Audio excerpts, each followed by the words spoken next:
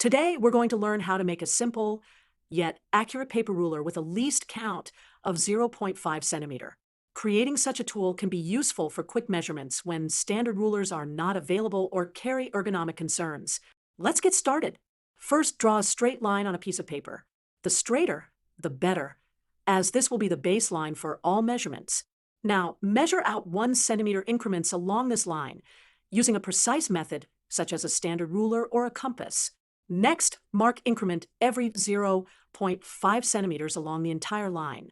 This ensures your paper ruler will have the desired least count. Precision is important to gain accurate measurements.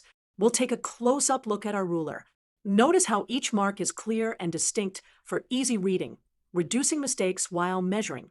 Furthermore, designing your own ruler allows you to tailor its size to fit comfortably and ergonomically in your hands or workspace.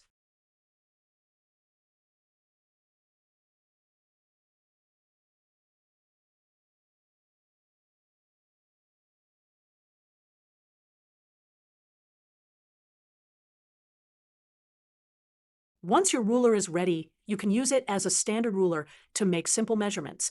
For example, let's measure the length of this simple object.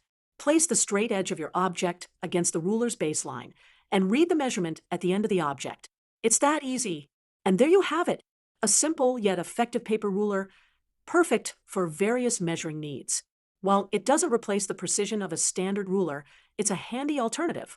With practice, you'll create accurate ergonomic tools for quick projects. Thank you for watching. Practice making your own paper ruler today.